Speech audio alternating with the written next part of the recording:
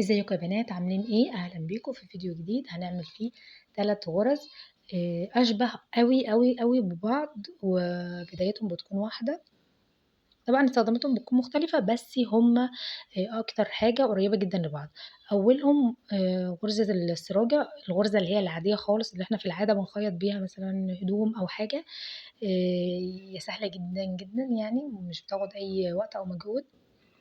بتكون عباره عن ان انا بدخل بالخيط وباخد مسافه، وبسيب المسافة دي فاضية، وبروح كمان اخد مسافة، وهكذا ان انا باخد جزء بالخيط وجزء فاضي، جزء بالخيط وجزء تاني بيكون فاضي. من غير بقى ما ارجع ليها ولا ان انا اعمل فيها اي حاجة، هي بتكون شكلها كده. طيب الغرزة دي بنستخدمها في العادة خالص، بنستخدمها في ايه؟ بتكون تحديد لحاجات. يعني مثلا انا لو عاملة برواز من الورد بيكون في اماكن فاضية، تمام. يعني مثلا لو عاملة دايرة كده وعليها جزء من الورد في مكان وجزء في مكان، في ناس بتحب ان هي تحدد بغرزة السراج المكان دوت. فهي استخداماتها في اللي هي اشكال الورد اكتر، يعني مش بيتعمل بها مثلا حاجات في الكلام او كده. الغرزة دي سهلة جدا. حاولي بس ان انتي تظبطي المسافات ما بين الغرز، يعني مش واحدة كبيرة واحدة صغيرة، يعني حاولي على قد ما تقدري ان هي تكون شبه بعض. بس شايفين هي كده خلصت. اسمها غرزة السراجة او الرننج ستيتش. الغرزة التانية بقى غرزة الباك، يعني تشبه لها جدا. هما التلاتة في العموم شبه بعض. غرزة الباك بقى هبدأ برضو بان انا ادخل واخد مسافة. بعد المسافة دي بقى على طول هيبدأ أول اختلاف ما بين الغرزتين، هو إن أنا مش هسيب فراغ. تمام، يعني أنا عملت اهوت، خدت المسافة اللي أنا عايزاها، مش همشي واسيبها، لأ أنا هرجع لها تاني علشان أقفل الفراغ ده خالص. شايفين؟ مش زي الفراغ اللي هنا، لأ أنا عايزة أقفله. ركزي وانتي في المرحلة دي إنك تدخلي في نفس الفتحة اللي انتي خرجتي منها، علشان متعمليش فرق صغير كده ما بين الغرزتين، بيبقى شكله وحش جدا وبيكون ظاهر وباين كده ان ايه الحاجة مش نظيفة. فانت حاولي ان انت على قد ما تقدري تدخلي في نفس الفتحة. وكل بقى ما بعمل غرزة وبسيب المسافة بتاعتها برجع ليها تاني، عشان كده اتسمت ان هي باك، انك بترجعي للمكان اللي انت نهيتي فيه.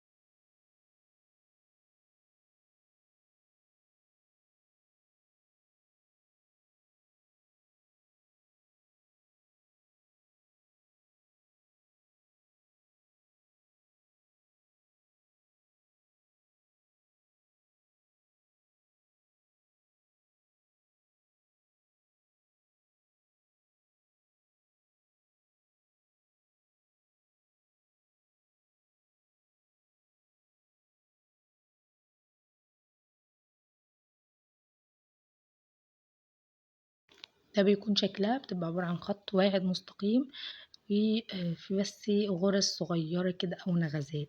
في فيديو أنا وضحت فيه ازاي بنتخلص من النغزات دي لو انتي مش عايزاها. طيب غرزة الفرع، يمكن في ناس كتير بتتلخبط ما بينها وبين غرزة الباك، لأن الاتنين يعتبر واحد. البداية بتاعتها زي الغرزتين اللي فاتوا، هناخد برضو مسافة، والمرة دي هرجع، بس مش هرجع زي الباك لنفس النقطة، هرجع لنص الغرزة اللي قبلها. تمام، يعني هما التلاتة هو نفس البداية، بس هنا بقى ايه، مش هرجع هنا في المنطقة دي، لا انا هرجع لورا لنص الغرزة، يعني هحدد مثلا نص كده.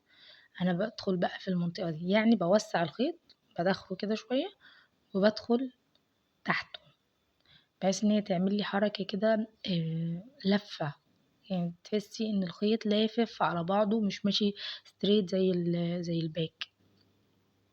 فانا كل ما هعمل غرزة هرجع ليه نصها تقريبا.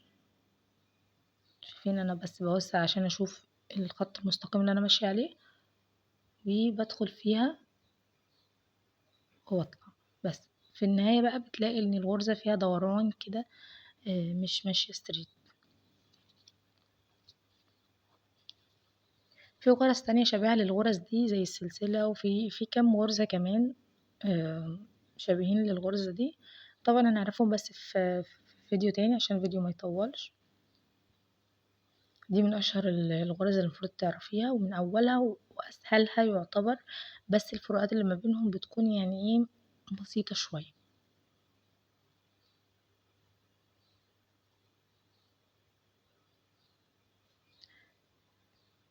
شايفة اللفة بتاعة الخيط بارزة شوية، وواضح ان هي ايه مش ماشية خط واحد.